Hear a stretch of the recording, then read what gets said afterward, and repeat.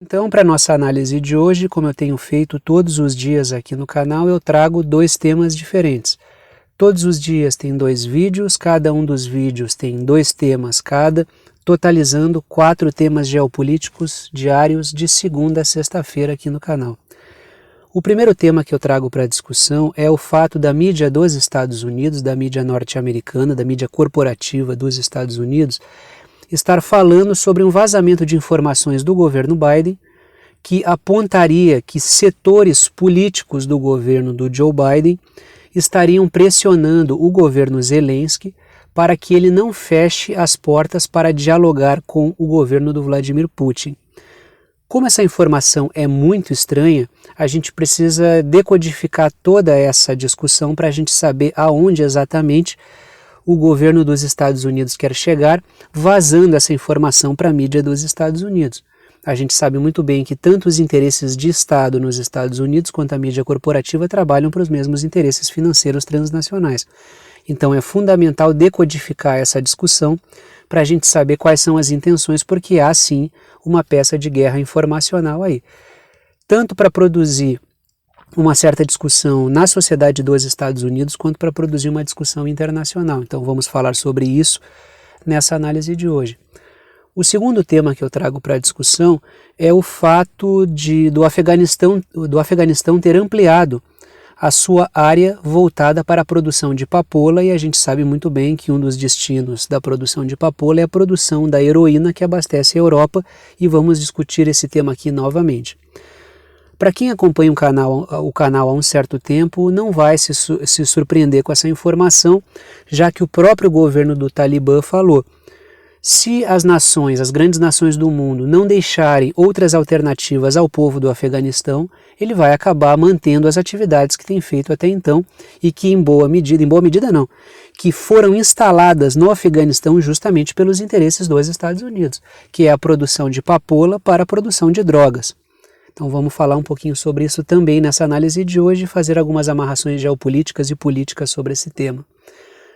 Como sempre, eu trago as minhas anotações e em torno das minhas anotações eu vou desenvolvendo os meus raciocínios, como eu costumo fazer todos os dias aqui no canal. Quem acompanha sabe exatamente, quem já acompanha todos os dias sabe exatamente como é que funciona.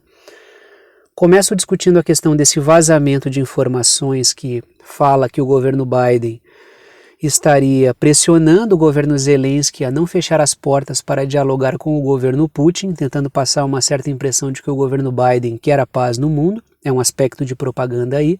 E depois a gente fala um pouquinho sobre a questão do Afeganistão e da produção de papoula. Vamos começar falando sobre o primeiro tema, então. A primeira anotação que eu trago é uma notícia e é a seguinte, que é o tema central que eu vou discutir nesse primeiro momento com vocês.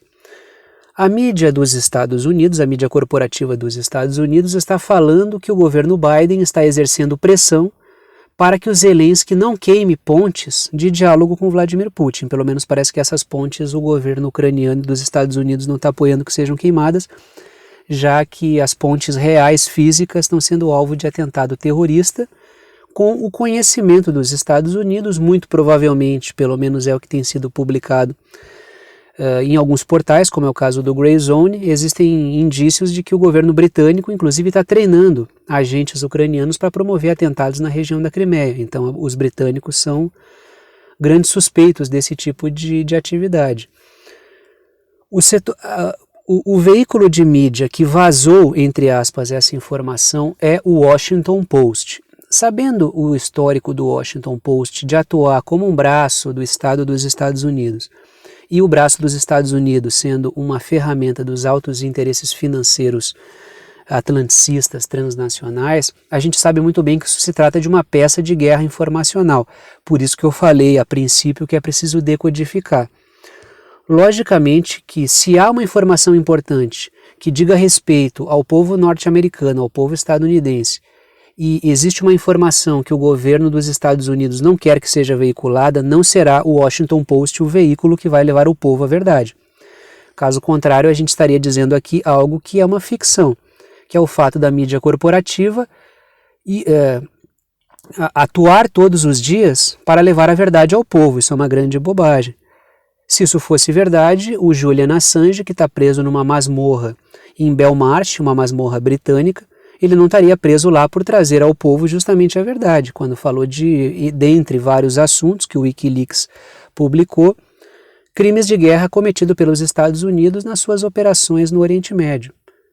Então, a questão da mídia corporativa não é levar a verdade. Quando a mídia corporativa promove um vazamento, um furo jornalístico, uma informação muito importante que ela leva ao público com um tom de que não deveria ser vazado, é porque aquilo, logicamente, foi levado de propósito à mão da mídia para que aquilo fosse supostamente vazado para o povo. Trago mais uma informação aqui para a gente discutir, mais uma anotação. Existe um trabalho nos Estados Unidos, do governo dos Estados Unidos, aparentemente através desse vazamento de informações, entre aspas, para se dissociar dos britânicos como um polo hostil. Então, o que a gente tem visto aparecer abundantemente na mídia, seja através de documentos vazados, e esses sim vazados pela mídia independente, como é o caso do Grey Zone, do qual eu tenho falado com vocês aqui, portal que eu sempre trago artigos para discutir, porque tem ótimas matérias investigativas. Tem portal independente trazendo os podres dos britânicos no que diz respeito a essa questão da Ucrânia. A própria Rússia tem acusado insistentemente os britânicos de estarem atuando, treinando agentes, promovendo ataques que afetam diretamente a Rússia, afetam regiões que foram integradas à Rússia e antes pertenciam à Ucrânia. E aqui eu estou falando sobre o ataque às linhas do gasoduto Nord Stream, aqui eu estou falando sobre o ataque à ponte da Crimeia, aqui eu estou falando sobre os drones que atacaram alguns dias atrás a região da Crimeia também. Então, enquanto aparece uma enxurrada de informações conectando os britânicos a operações das mais variadas contra a Rússia e contra regiões antes ucranianas e agora integradas à Rússia, aparecem os norte-americanos falando que eles estão pressionando o governo Zelensky para que dialogue, como se fosse para criar uma certa percepção de que a culpa pela continuidade do conflito é primeiro do Zelensky, que tanto é que ele está sendo pressionado pelo governo dos Estados Unidos para dialogar mais com o Putin, o que é uma ideia completamente estapafúrdia, e também coloca um pouco da culpa, ou boa parte da culpa, né, ao se isentar, isso frente ao que tem sido publicado por outros portais e tem sido acusado pela Rússia, coloca os britânicos na fogueira também como agitadores. Então a culpa seria do Zelensky, a culpa seria dos britânicos. Logicamente que a Polônia não vai ficar de fora disso, porque também é um governo que tem promovido uma grande agitação anti-Rússia, enquanto os Estados Unidos posam como os moderados na situação, até porque os democratas gostam muito de fazer esse teatro. Não esqueçamos que o Boris Johnson, quando primeiro-ministro britânico, ele impediu o avanço dos diálogos para um cessar-fogo que estavam sendo promovidos pelo Zelensky e pelo Vladimir Putin. Logicamente que ao final desse conflito, quando fosse fazer um balanço do que aconteceu, os Estados Unidos não querem aparecer com o nome na lama, então eles vão empurrando todo mundo na frente para parecer o polo hostil, enquanto eles guardam uma certa posição de pacificadores. A gente está enviando arma para lá, estamos mandando agentes para pensar estratégias para a Ucrânia, mas nós mesmos não somos entusiastas do conflito. Isso é uma grande campanha de guerra informacional, é isso que eu estou tentando discutir com vocês aqui. Trago mais uma anotação para a gente discutir aqui. O Sul Global tem se articulado para contornar a crise que tem sido gerada pelo atlanticismo. E por que eu estou falando isso? Porque, em boa medida, essa crise que a gente está vivendo, essa crise na cadeia de suprimentos, esses movimentos de sanções contra a Rússia, os problemas que têm sido gerados a partir daí, a gente tem vivido uma crise que ela é sistematicamente produzida pelos interesses atlanticistas para que as oligarquias financeiras possam capitalizar sobre essa crise. Quando os Estados Unidos aparecem falando que eles não querem, ou melhor, que eles querem que o Zelensky deixe portas abertas para conversar, é como se eles estivessem passando a ideia de que por eles o conflito não continuaria. Isso passa uma certa impressão, ou tenta passar uma certa impressão, de que essa continuidade, o prolongamento do conflito é algo que acontece naturalmente por vontade do Zelensky, por vontade do Vladimir Putin, sobretudo, por causa de uma certa intromissão dos britânicos, só que os próprios norte-americanos não acusam os britânicos, logicamente, mas veículos independentes o fazem, a própria Rússia o faz, e os Estados Unidos posam como se fossem os moderados nessa história toda, quando os grandes responsáveis pelo que está acontecendo são os Estados Unidos. A provocação que foi feita sistematicamente para que isso acontecesse, para colocar a Ucrânia como uma ferramenta para tentar desestabilizar a Rússia, é algo bastante evidente. Então me parece que isso é sim uma peça de campanha de guerra informacional. Vamos ver os próximos passos aí. Estou abrindo hipóteses e perspectivas de avaliação sobre o que está acontecendo.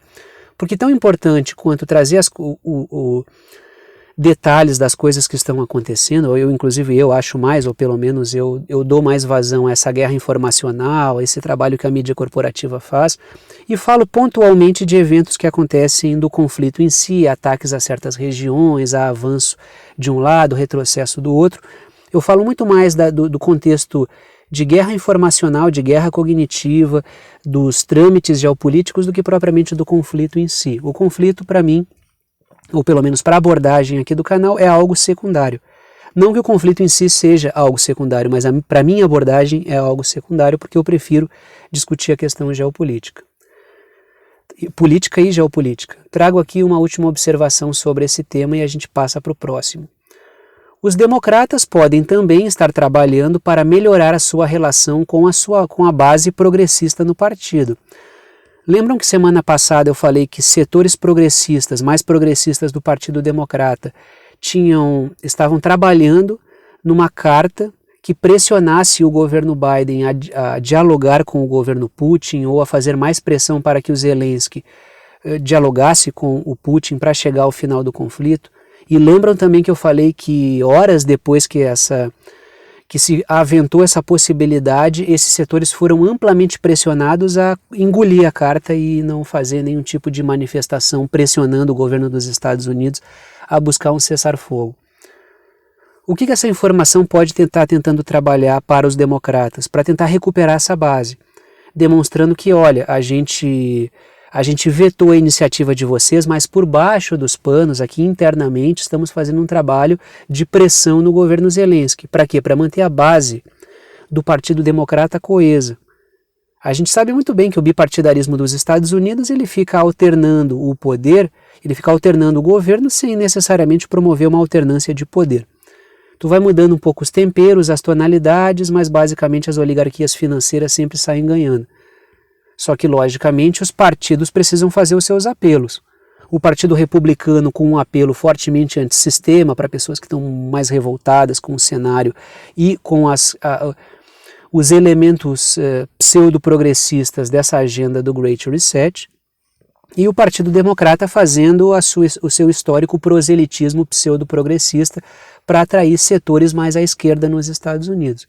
No final das contas, seja partindo por ideias mais radicais de direita ou ideias mais radicais de esquerda, tudo acaba indo para o centro e convergindo para essa gosma política que é o bipartidarismo dos Estados Unidos, que muito pouco muda. Então esse elemento aí, esse vazamento de informações pode ter esse sentido também. Então eu fiz algumas especulações, fiz algumas conjecturas aqui e vocês tirem as conclusões de vocês. Quem quiser comentar aí sobre esse assunto, comente, fique à vontade para ampliar a discussão. Outro tema que eu trago para a discussão é o seguinte, ligado à questão do Afeganistão ampliou a zona na qual produz papoula, e um dos destinos da produção de papoula tem a produção de morfina, mas, creio eu, nunca fiz esse cálculo para saber, a atividade, o produto da papoula que mais faz gerar dinheiro, me parece, é a heroína. Em torno do negócio da papoula no Afeganistão, a gente tem um negócio que gira bilhões e bilhões e bilhões de dólares todos os anos. A droga que é consumida na Europa, ela vem em boa medida da papoula que é produzida no Afeganistão. Então a gente tem o uso do Afeganistão como um narco-estado. As pessoas que produzem a papoula no Afeganistão não são traficantes e não são criminosas. Em boa medida, as pessoas que produzem a papoula no Afeganistão são agricultores, são lavradores que trabalham e produzem a papoula, eles plantam, são agricultores. A partir dali é que depois disso é que o processo vai virar algo que caracteriza o uso do Afeganistão como um narco-estado, e historicamente os Estados Unidos deram esse uso. Tanto é que lá no início dos anos 2000, o próprio Talibã começou a colocar fogo nas lavouras no plantio de papoula, e um pouco depois foram apeados do poder pelas invasões dos Estados Unidos naquele contexto de retaliações ao episódio do 11 de setembro. Então vamos falar um pouquinho sobre isso aqui nessa análise de hoje, nesse segundo momento. Primeira anotação que eu trago sobre isso é uma notícia. O Afeganistão, é a notícia central, né? O Afeganistão ampliou a área de plantio de papoula em 30% de 2021 para 2022. A área de plantio foi ampliada, mas a quantidade produzida em toneladas não foi aumentada. Ou seja, se ampliou a área. Se eu não me engano, uma das justificativas para que isso acontecesse é que por causa de uma certa anomalia climática, a produção reduziu, a produção em quantidade por hectare produzido reduziu, e por isso a área foi aumentada para manter o ganho por parte, e mesmo assim a produção caiu, ou seja, a área aumentou, mas a quantidade de toneladas caiu. Se eu não me engano, eu não anotei esses números, eu anotei que o aumento foi de 30% na área, mas acho que de 2021 para 2022 caiu em cerca de 10%. Claro, é muito difícil a gente fazer uma discussão sobre isso, porque esses números podem ter alguns erros, mas estou tentando trazer a coisa para dar uma ideia do porquê que aconteceu essa expansão da produção. Primeira coisa importante que a gente precisa discutir aqui, então o Talibã está produzindo a papoula para... Enquanto os Estados Unidos sempre produziram a papoula no Afeganistão para o enriquecimento, inclusive, enriquecimento de certos setores, inclusive para bancar atividades e operações da CIA, o Talibã também fez isso para conseguir se armar. Então isso é uma verdade. Agora, quando o Talibã chegou à ponta da coisa toda e chegou ao controle do governo, ele começou a propor fazer a mesma coisa que ele fez lá atrás, em 2000 a 2001, não me recordo exatamente quando ele começou a queimar as lavouras de papoula. E um pouco depois ele foi derrubado do poder e os Estados Unidos ocuparam ao longo de 20 anos o país e continuaram com essa produção de papoula. Quando a gente vai ver a mídia fala que quem estava produzindo a papoula e quem estava trabalhando com esse narco-negócio era o Talibã, e os Estados Unidos estavam tentando combater isso. É uma inversão do que na verdade vinha acontecendo. O Talibã trabalhou com isso como forma de conseguir dinheiro para manter as suas operações de oposição, e os Estados Unidos ganhavam o grosso do dinheiro, tá? É aí que está a questão. Só que o Talibã, quando subiu ao poder, ele trouxe a público a seguinte situação.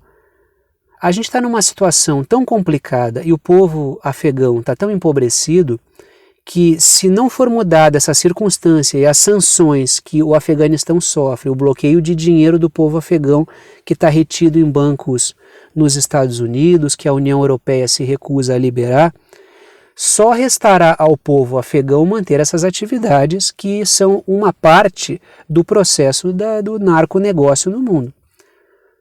Como o processo de liberação das verbas do Afeganistão e a ajuda do entorno não veio, logicamente que o povo afegão segue dependendo da produção de papoula. Isso é uma vergonha, na verdade. A gente fazer com que um povo fique tão miserável que só sobre para ele a alternativa de ser uma parte da produção, uma parte inicial e muitas vezes não consciente. Não se pode atribuir ao agricultor, ao lavrador que produz no Afeganistão a alcunha de uma parte do processo de produção de drogas. Esse cara ele não tem essa função, ou melhor assim, ele não tem essa percepção e ele nem deve ser culpado por isso. O Afeganistão foi empobrecido ao ponto de deixar a sua sociedade apenas como saída essa atividade. Tem poucas atividades que geram a economia do Afeganistão. Boa parte da produção de papoula no Afeganistão não fica com o Afeganistão também. O negócio da droga enriquece muita gente e o Afeganistão fica com uma parte ínfima disso. Trago uma outra informação sobre isso, uma outra reflexão. Os Estados Unidos utilizaram historicamente o Afeganistão como um narco-estado por décadas. Então isso é um trabalho que foi feito por décadas. Uma parte considerável desse dinheiro bancou as operações da CIA no mundo. Esse tipo de atraso ao qual o Afeganistão é empurrado, ou seja, ele é mantido numa situação de atraso e de empobrecimento que deixa a sociedade afegã apenas a opção de trabalhar como ponta de um narconegócio, e boa parte da sociedade nem ciente do que realmente está fazendo ali, é o que explica a manutenção dessa atividade. O Afeganistão não consegue, por causa do caos que é jogado lá dentro, se integrar à economia eurasiática, não consegue ter uma integração qualificada, não consegue se desenvolver economicamente, não consegue fazer amadurecer o seu sistema político. Então, o caos que é introjetado diariamente no Afeganistão não permite que o país avance. E isso, logicamente, é uma estratégia. Manter o caos para conseguir tirar vantagens do Afeganistão, seja como narco-estado, seja impedindo que o país integre-se a uma economia da qual o atlanticismo não está conseguindo coletar bons resultados nessa região e assim por diante. Dito isso, então, vou parando por aqui. Gostou da análise, gostou do canal, quer saber como apoiar esse canal independente? Todas as formas de apoio estão na descrição aqui embaixo. Pode apoiar através do Apoia-se, que permite o apoio via boleto ou via cartão, é uma plataforma de apoio virtual.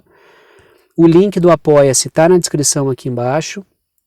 Pode apoiar com qualquer valor, não estabeleço nenhum valor mínimo, nenhum valor máximo. É uma ajuda solidária, ajuda quem pode, ajuda quem quer, e o conteúdo fica aberto para todo mundo. A segunda forma de apoiar o canal é através do Pix. A chave Pix é uma chave de e-mail e está na descrição aqui embaixo do vídeo também. Eu te digo a chave Pix, é pixverdadeconcreta@gmail.com, pixverdadeconcreta@gmail.com, e também permite que tu apoie com a quantidade que tu achar necessária, se puder ajudar. Se não puder, a crise pegou, a coisa está difícil, entendo completamente, mesmo assim o conteúdo fica aberto para todo mundo. Ajuda quem pode, ajuda quem quer, e o conteúdo fica aberto para todo mundo. O canal tem conseguido se manter dessa forma e eu vou continuar assim enquanto for possível manter o canal dessa forma. Dito isso, vou parando por aqui. Por aqui. Agradeço a todos que apoiam e que mantêm esse trabalho diário funcionando, e tchau para vocês.